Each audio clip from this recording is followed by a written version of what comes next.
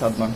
আজকে আমি অনেকদিন পর একটা ভিডিও শুট করছি, কারণ যেহেতু লকডাউন আর 19 মার্চ থেকে আমি ঘরে আছি, আর আমাদের পাশের বিল্ডিংয়ে যেহেতু করোনা রোগী ধরা পড়েছে, তাই বের হওয়াটাও এখান থেকে খুব টাফ, পুরো বাড়ি লকডাউন। আর আজকে আমার ইমার্জেন্সি আছে একটা, কারণ আমার মামা যেহেতু লিভার ট্রান্সপ্লান্টের পেশেন্ট, তাই ওনার একটা ইমার্জেন্সি মেডিসিন লাগবে, আর ওনার মেডিসিনটাও পৌঁছাতে হবে বিকালের আগে। তাই আমাকে যেতে হবে সেই আজিজ মার্কেট বারডেমের অপোজিটে। আমি ফার্স্টে ভাবছিলাম যে কোনো রাইড শেয়ারিং অ্যাপের মাধ্যমে চলে যাব, বাট আমার ফ্যামিলি কোনো রিস্ক নিতে যাচ্ছে না, স্পেশালি আব্বু। তাই আব্বুর সাথে আমি আজকে বাইকে যাব। পুরো ঢাকা শহরটা লকডাউনে কেমন তা আপনাদেরকে ঘুরে ঘুরে দেখাবো। আর এখন প্রায় অলমোস্ট 12:45 বাজে, যেহেতু আজান দিয়ে দিচ্ছে। আমি বের হবো একটু করে ফ্রেশ হয়ে, নামাজটা পড়ে তারপরে আপনাদের সাথে দেখা হচ্ছে। চলুন।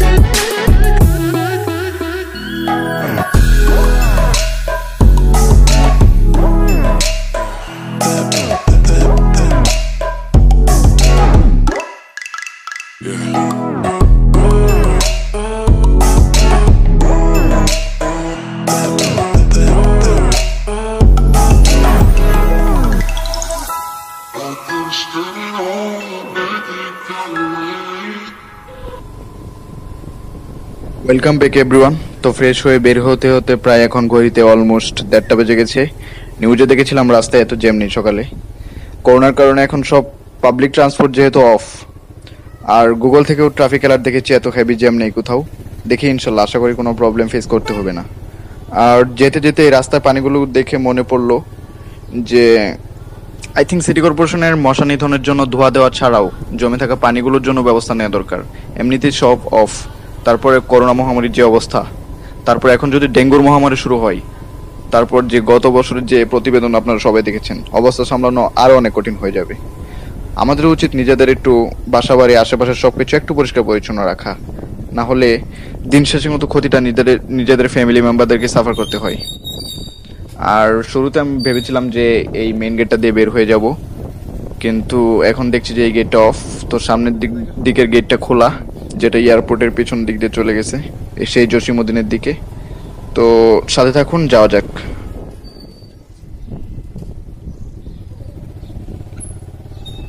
ইট ওয়াজ টোটালি আনএক্সপেক্টেড। যেমনটা ভেবেছিলাম হতে পারে, বাট এটা হবে সেরকম ভাবি নাই। এই রাস্তাটা কখনো অফ থাকে না ইউজুয়ালি, মেইনটা অফ থাকলেও অল্টারনেটিভ হিসাবে 24 আওয়ার্স এটা খোলা থাকে। এনিওয়ে, কেয়ার করা, ঘুরেই যেতে হবে। শুরুতে একটা বাধা আসলো, জানি না বাকি সারাটা দিন আর কি কি ওয়েট করছে আমার জন্য। তো এখন যাচ্ছি সেক্টরের পার্কের সামনে যে রাস্তাটা দিয়ে, ওটা দিয়ে। গাইস, আর একটা কথা না বললেই নয়, বিলিভ মি অর নট, এই ছোট একটা পার্কেও সব বয়সী মানুষের কোলাহলে একসময় ব্যস্ত থাকতো সারাটা দিন। একটা জিনিস দেখে খারাপ লাগছে, সব কেমন নীরব নিস্তব্ধ হাহাকার করছে। রুটিন করে সারাদিন গার্ডগুলো কিন্তু থেমে নেই। নেই কোনো করোনার শঙ্কা, নেই কোনো ঈদের আমেজ। সব দূরে ঠেলে দিয়ে ফ্যামিলির মানুষগুলোকে প্রায়োরিটি দিতে, তাদের মুখে এক মুঠো খাবার তুলে দিতে ঘন্টার পর ঘন্টা দাঁড়িয়ে আছে এই মহামারীর দিনগুলোতেও। He would shut out for them.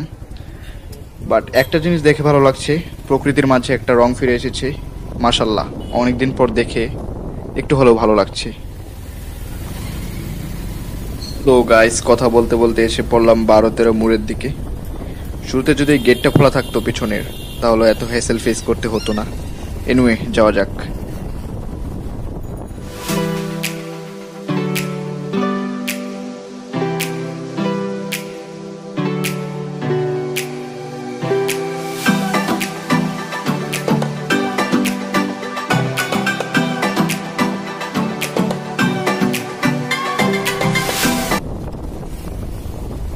তো গাইস, এইদিকে রাস্তার ডান পাশে একটা সুজুকির শোরুম আছে। সেই শোরুমটা দেখে আব্বুর হঠাৎ মনে হলো বাইকের কিছু কাজ করানো দরকার, যেহেতু অনেকদিন ধরে ইউজ করা হয় না লকডাউনে, তাই ব্যাটারিতেও একটা ইফেক্ট পড়েছে। ইনশাল্লাহ উই থিঙ্ক বাসায় আসার সময় এদিক দিয়ে যখন আবার যাব, তখন মোবিল, এয়ার ফিল্টার, আনুষঙ্গিক যত জিনিসপত্র আছে সেগুলো চেক করলেই হবে। আগে মেইন কাজটা যেটা আছে সেটা শেষ করে আসি, তারপর যত টুকটাক কাজ আছে এগুলো করা যাবে। তো গাইস, আমার বামে লেক পার আর সামনে উত্তরা মডেল ক্লাব। তো এই লেক পারের একটা ঘটনা না বললেই নয়। এই লেক পারের যে ফুচকার দোকানগুলো আছে, এর জন্য আমি এই লেক পারটার নাম দিয়েছি ফুচকানগর। বিকজ এত এত ফুচকার দোকান এখানে বসে, হিউজ ফুচকার দোকান এখানে বসে, যার কারণে এই লেক পারের ভিউ পাওয়া, তারপর হাঁটা খুব টাফ হয়ে যায়। আর তার সামনে আছে হাই কেয়ার হসপিটাল, আর তার সামনে পাশাপাশি কাবাব ফ্যাক্টরি আর লা বাম্বা। তো বাম দিকে কাবাব ফ্যাক্টরি, তার সামনে ডান দিকটাই লা বাম্বা। আর এই জায়গাটা অনেকের কাছে সাঙ্গাম নামে বেশ পরিচিত। তো ওইদিকে ডান পাশে 5 নম্বর সেক্টরে লেক পারের সাথে একটা বটগাছ আছে। ওই জায়গাটিতে ইউজুয়ালি সবাই আড্ডা দিতে আসে। তো ওই বটগাছটার নিচে প্রত্যেক দিন বিকাল করে আমি একটা ভাইয়ের কাছে গিটার শিখতাম। সো 2 দিন আগে রাতে একজন ফোন করে বলল, ভাইয়া ফোন করেছিল, ভাবি মারা গেছে সকাল 6টায়, ওনার করোনা পজিটিভ ছিল। So this incident shocked me because ভাইয়া share a lot of memory with us. এখন প্রায় রাজুক কমার্শিয়ালের সামনে ম্যাক্সিমাম শপিং মলগুলো এখানে অফ, অনেক অনেক জায়গায় খোলা, কিন্তু অনেকে মনে করছে তার নিরাপদ দূরত্ব বজায় রেখে স্বাস্থ্যবিধি মেনে ব্যবসা করতে সফল হতে পারবেন না অনেক সময়। তাই দোকান মালিকের মার্কেটগুলো অফ রাখার সিদ্ধান্ত নিয়েছে, কারণ দেখা যায় ওনারা মেনটেন করে চললেও ক্রেতা সাধারণ স্বাস্থ্যবিধি মানে না, তখন আরও বড় কমিউনিটি ট্রান্সমিশনের দিকে চলে যাবে। তবে আমি আজ বের হওয়ার সময় দেখলাম যে প্রজ্ঞাপনও জারি হয়েছে, শিক্ষা প্রতিষ্ঠান ছাড়া বাকি সকল কিছুই খুলে যাবে সীমিত আকারে, মেবি কিছুদিনের মাঝেই। তো অনেকেই আজ করছে আর কি যে করোনার স্থায়িত্ব অনেক দিনের হতে পারে। তবে এভাবে যদি হয়, তখন তো আরও এভাবে লকডাউন রাখাও পসিবল হবে না। তখন আমাদের করোনার মাঝে স্বাস্থ্যবিধি মেনে জীবন ধারণকে অভ্যাস করে নিতে হবে, কিছুই করার নেই। সামনে গিয়ে ইউটার্ন নিতে হবে আই হোপ। রাস্তায় যান চলাচল মোটামুটি স্বাভাবিক, শুধু বাস চলাচলটা অফ রয়েছে, বাকি সব কিছুই স্বাভাবিক। আর সিএনজি চলছে মোটামুটি ভালোই, যাদের ইমার্জেন্সি যদি কোনো কাজ থাকে সিএনজি করে যেতে পারবেন। তবে আমি আপনাদেরকে একটা কথা বলবো, এসব পরিবহন ব্যবহার করার আগে নিজের সুরক্ষাকে সবসময় প্রায়োরিটি দিবেন। মাস্ক, হ্যান্ড স্যানিটাইজার সবসময় সাথে রাখবেন।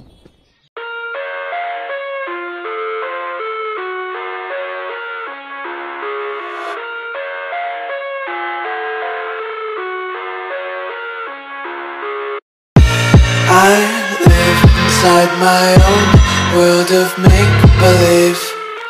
Kids screaming in the cradles, profanities. I see the world through ice covered in ink and bleach. Cross out the ones who heard my cries and watched me weep. I love everything. Fire spreading all around my room. My world's so bright, it's hard to breathe, but that's alright. Hush.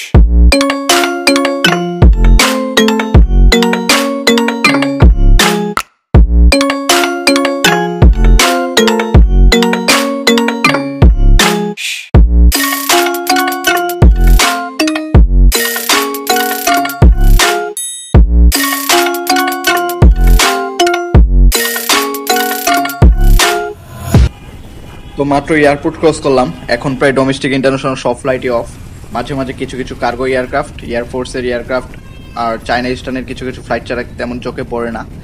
তো প্রতিবেদনে দেখেছিলাম সকালে পররাষ্ট্রমন্ত্রী বলেছিল যে বেশ কিছু দেশের নাগরিক চার্টার্ড ফ্লাইটের রিকোয়েস্ট করেছে। তো এয়ারলাইন্সগুলো চাইলে স্বাস্থ্যবিধি মেনে সীমিত পরিসরে ফ্লাইট অপারেট করতে পারে, কিন্তু বিমান বাংলাদেশের সেই মতের বিপক্ষে। ওনারা বলছে যে এখন যদি কোনো ইন্টারন্যাশনাল ফ্লাইট চালু করে তাহলে লাভের মুখ দেখাতে পারবে না, কজ প্যাসেঞ্জার নেই তেমন ইন্টারন্যাশনাল ফ্লাইটের। আর সেটার বিপক্ষে আবার অনেকে কথা বলেছে যে বিমান কবে লাভের মুখ দেখাতে পেরেছে। তো সিভিল এভিয়েশনের এক বিজ্ঞপ্তিতে দেখলাম অভ্যন্তরীণ রুটে 1 জুন থেকে ফ্লাইট চালু হবে, তবে সব বিমানবন্দর প্রস্তুত না হওয়ায় আপাতত ঢাকা থেকে ফ্লাইট চলবে দেশের 3টি বিমানবন্দরে মোস্ট প্রবাবলি। এই 3টা বিমানবন্দর মেবি ঢাকা, চট্টগ্রাম, সিলেট এবং সৈয়দপুর। তবে এই ফ্লাইট শুরু হলেও বেশ কিছু শর্ত পূরণ করতে হবে এই এয়ারলাইন্সগুলোকে। বাইরে এখন প্রচন্ড রোদ, বাট এর মাঝেই দেখা যাচ্ছে সামনে এক পুলিশ সদস্যকে পিপিই পরা। Huge respect doctor, nurse, police, সেনাবাহিনী সহ সকল সংশ্লিষ্ট কোভিড যোদ্ধাদের। কারণ আমি শুধুমাত্র এখন একটা টি শার্ট, মাস্ক আর হেলমেট পরে আছি, এতে প্রচন্ড গরম লাগছে। সো এই গরমে পিপিই পরে 24 আওয়ার্স ডিউটি করাটা অনেক টাফ। আমাদের সকলের উচিত অ্যাটলিস্ট তাদের প্রাপ্য সম্মানটুকু তাদের দেওয়া। যেখানে অন্যান্য দেশে এইসব ন্যাশনাল হিরোদের রেসপেক্ট দিয়ে আলাদা একটা চোখে দেখা হচ্ছে, সেখানে আমরা বাংলাদেশের চিত্র কিন্তু পুরোপুরি উল্টো হয়ে গেছে এখন। ইভেন এই করোনাতে এইসব মানুষদের ক্রিটিক্যাল সিচুয়েশনও ফেস করতে হচ্ছে, বাসা ছাড়ার মতো ইনসিডেন্টও ফেস করতে হচ্ছে, যেটা টোটালি আনফেয়ার, যেটা হওয়া উচিত ছিল না একদম। এই করোনা মহামারী আমাদের চোখে আঙুল দিয়ে আরেকবার দেখিয়ে দিয়েছে মানুষ হিসাবে আমাদের আরও কতটা সংশোধন হওয়া প্রয়োজন। A few moments later. So guys, right now we are in front of Dhaka Radisson Blu. করোনায় বিদেশি অতিথি যেহেতু আর এখন আসছে না, তাই আন্তর্জাতিক সকল হোটেল ব্যবসায়ী এখন দশ নেমে এসেছে। আর অঘোষিত লকডাউনে ম্যাক্সিমাম হোটেলগুলোই প্রায় অফ। খুব রেয়ার 4-5টা খোলা আছে, এদেরও ডেইলি লাখ লাখ টাকা লোকসান গুনতে হচ্ছে। তো এই অবস্থায় সামনে অনেক কঠিন দিন আসছে, আর সবচেয়ে অনিশ্চয়তায় পড়তে যাচ্ছে হলো এই খাতের দক্ষ কর্মীরা। যেহেতু হোটেল অফ থাকলেও অন্যান্য মেইনটেনেন্স কস্ট, ইউটিলিটি কস্ট আছে, তাই হোটেল মালিকরাই সিদ্ধান্ত নিয়েই তাদের ব্যয় কমাতে কর্মী ছাঁটাইয়ের সিদ্ধান্ত নিচ্ছে। আর এর সংখ্যা আমার মাঝেও আছে, কারণ আমি এই খাতে সুদূর প্রসারী সম্ভাবনা দেখে হসপিটালিটি ম্যানেজমেন্ট অ্যান্ড হোটেল অপারেশনের একটি কোর্স করেছিলাম। আমার সব কিছু ঠিক থাকলে বনানীতে আব্বুর একটা ফ্রেন্ডের হোটেলে ইন্টার্নশিপ করার কথা ছিল। তো সব কিছু ঠিক থাকলে এতদিন হয়তো আমি স্টার্টও করতাম, কিন্তু পরিস্থিতি স্বাভাবিক না হলে আমি নিজেও অনিশ্চয়তায় আছি এখন নিজের কেরিয়ার নিয়ে।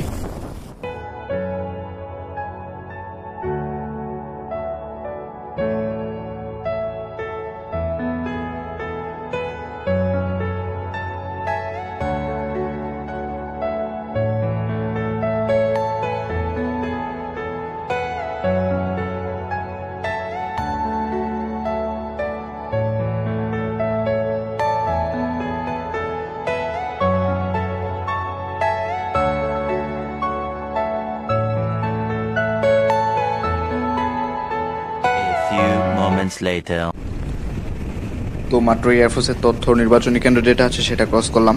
এই জায়গার সামনে দিয়ে যখনই যাই নতুন করে, তখনই একটা স্পিরিট কাজ করে।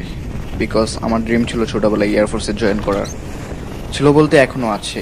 যতদিন পর্যন্ত বয়স, স্পিরিট থাকবে ট্রাই করে যাব। আমি আমার লাইফে প্রথম কোনো এক্সাম দিতে এসেছিলাম আম্মুর সাথে ঢাকাতে, সেটা এয়ারফোর্সে ছিল। সো যখন এই জায়গাটার সামনে দিয়ে যাই একটা নতুন করে ভালো লাগা কাজ করে। আর সবার কাছে একটা হাম্বেল রিকোয়েস্ট রইল, এখন যেহেতু ম্যাক্সিমাম রাস্তাগুলো খালি, ফাঁকা রাস্তায় বাইক চালাতে সবার ভালো লাগে, ইটস ট্রু। কিন্তু প্লিজ কেউ নতুন করে মাইলেজ, টপ স্পিড এগুলো চেক করার জন্য শুধু শুধু বাইক নিয়ে বের হবেন না। আর যদি ইমার্জেন্সি বের হতেই হয়, তারপর সাথে হেলমেট, পর্যাপ্ত সেফটি নিয়ে বের হবেন। আপনার নিরাপত্তা সবসময় আপনার হাতে। তো কথা বলতে বলতে প্রায় এসে পড়েছি শাহবাগে। এই সেই শাহবাগ যার সাথে ঢাকার অনেক পুরনো ইতিহাস, ঐতিহ্য জড়িত। কালের সাক্ষী হয়ে দাঁড়িয়ে আছে শাহবাগের প্রতিটি দেয়াল। যারা জানেন না, আমি শুধুমাত্র তাদের জন্য বলতে চাই, শাহবাগ এলাকায় বাংলাদেশে বেশ কিছু শীর্ষস্থানীয় শিক্ষা প্রতিষ্ঠান অবস্থিত, যাদের মধ্যে রয়েছে ঢাকা বিশ্ববিদ্যালয় ও বাংলাদেশ প্রকৌশল বিশ্ববিদ্যালয় অন্যতম। তো স্বাধীনতার পর থেকে এই শাহবাগ এলাকা বিভিন্ন উৎসবের প্রাণকেন্দ্রে পরিণত হয়েছে। এখানে প্রতি বছর ধুমধামের সাথে বাংলা নববর্ষ, বসন্ত উৎসব পালিত হয়ে আসছে। শাহবাগের অনেক পুকুর, দালান কোঠা, বাগান অনেক কবি, সাহিত্যিক, লেখক, গায়ক, শিল্পীদের অনুপ্রাণিত করেছিল। বিশেষ করে থানা এলাকার মাঝখানে অবস্থিত ঢাকা বিশ্ববিদ্যালয় থেকে অনেক রাজনৈতিক আন্দোলনের সূত্রপাত হয়েছিল। বাংলাদেশের মুক্তিযুদ্ধের সময় শাহবাগের মোড়ের যে হোটেল ইন্টারকন্টিনেন্টালটি রয়েছে, অনেক বিদেশি সাংবাদিক তখন এই হোটেলটিতে অবস্থান করেছিলেন।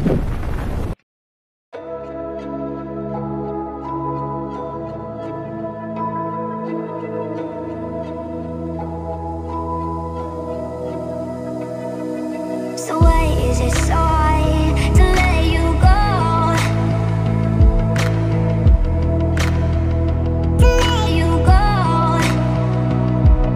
So why is it so hard to let you go? To let you go.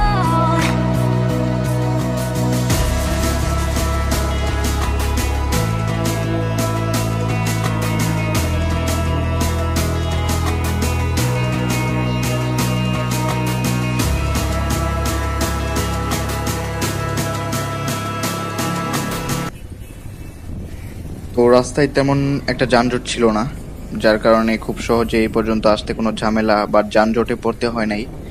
তো এখন আমি আছি আজিজ মার্কেটের সামনের দিকে। মেডিসিনের দোকানও দেখা যাচ্ছে প্রায় ম্যাক্সিমামগুলোই অফ। এখন ভালোই ভালোই মেডিসিনটা পেলে হয়, যাক দেখি আল্লাহ ভরসা। 2000 years later. Bad luck guys, এখানে সব দোকানগুলোতে চেক করলাম, একটা দোকানও মেডিসিনটা পাওয়া যায় নাই। যেহেতু সবকিছু অফ আর ইন্ডিয়া থেকে মেডিসিনও ঢুকতে পারছে না দেশে, তাই দেশীয় মার্কেটগুলোতে একটা সংকট তৈরি হয়েছে। এরপর বারডেমের যে মেডিসিনের দোকানগুলো আছে সেখানে চেক করলাম, সেখানেও পাই নাই। তারপর পিজি হসপিটালের নিচে একটা মেডিসিনের দোকান আছে, সেখানে চেক করলাম, সেখানেও পাই নাই। তারপর কলাবাগানের দিকে গেলাম, এখানে অনেকগুলো মেডিসিনের শপ আছে, তো সেগুলোতে চেক করলাম, সেখানেও পাই নাই। তো লাস্টে লাস্ট ফার্মার মেইন ব্রাঞ্চে ওইটার একটা অল্টারনেটিভ হিসাবে পেয়েছি, তো ওইটাই নিয়ে নিয়েছি। এখন সংসদের পিছনের এই রাস্তাটা দিয়ে বাসার দিকে চলে যাব।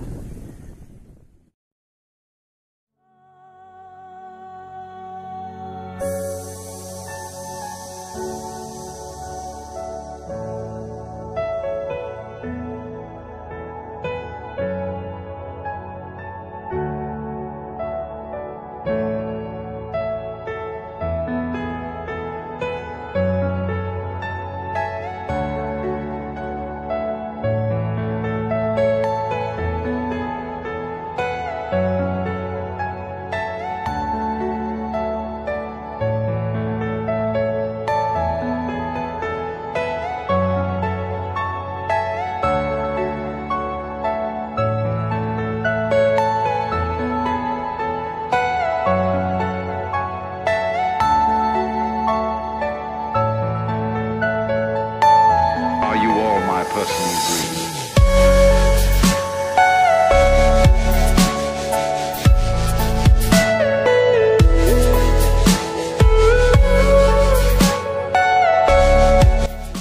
প্রকৃতি এক অদ্ভুত খেলা খেলছে আমাদের সাথে। নিজেকে প্রকাশ করার জন্য প্রকৃতি আমাদের শাস্তি দিচ্ছে। যদিও মানুষ ভিন্ন অন্য কেউ দায়ী নয়। কোনো এক মনীষী সম্ভবত বলেছিলেন, প্রকৃতি তার প্রতিশোধ নিজের মতো করে আদায় করেনি। রাস্তার ধারের গাছটা নতুন পাতা গজিয়েছে, গাছের ফাঁকে উকি দিচ্ছে সূর্যের তীক্ষ্ণ রোদ। গাছের ডালে গলা ফাটিয়ে নতুন দিনের আগমনের বার্তা শোনাচ্ছে নাম না জানা কিছু পাখি।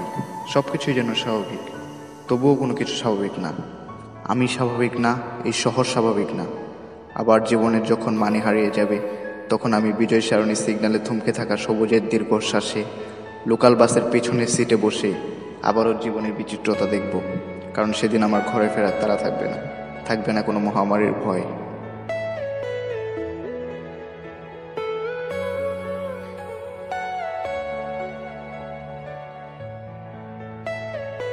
Are you all my personal dreams?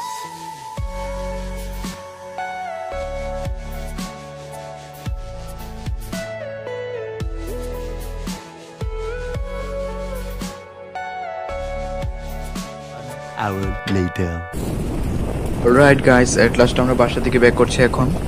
তো এখন আছি জসিমউদ্দিন, যেটা এয়ারপোর্টের পিছনে। একটা ভুল করে ফেললাম, শর্টকাটে ঢুকতে গিয়ে এদিক দিয়ে ইন করেছিলাম। তো সামনের দিকে অফ দেখা যাচ্ছে, আর একটু সামনে গিয়ে ইউটার্ন নিতে হবে।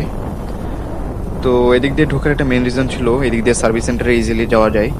তো বাসায় যাওয়ার আগে বাইকের কাজগুলো করে নিতে হবে, আবার কবে বের হবে এটা ঠিক নেই। তো আমার একটা মাইক্রোফোনও কেনার প্রয়োজন ছিল আর্জেন্ট, বাট এদিকে সব শপিং মলই অফ। অনেক খোঁজাখুঁজি করলাম, ইভেন ধানমন্ডি যমুনাতেও দেখেছিলাম, ওইদিকের ম্যাক্সিমাম সবগুলো অফ। তো ভেবেছিলাম প্রথমে অনলাইনে অর্ডার করব, বাট কয়েকবার ধোকা খাওয়ার পর এখন আর সেই ইচ্ছে করছে না। লকডাউন শেষ হোক, পরে কিনবো ইনশাল্লাহ। তো বাসায় যাওয়ার সময় এখন বেশ কিছু ভালো ভিউ পড়বে সামনে, সেগুলো এনজয় করুন। আই থিঙ্ক আপনাদের ভালো। So why is it so hard to let you go?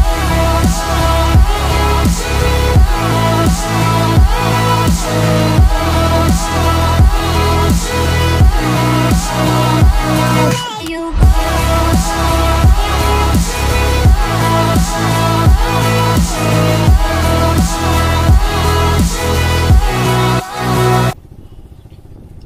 তো আজকের ব্লগটা এই পর্যন্তই। ভালো লাগলে শেয়ার করবেন। পরবর্তী কোন টপিক্সের উপর ভিডিও আপনারা জানাতে পারেন কমেন্টে।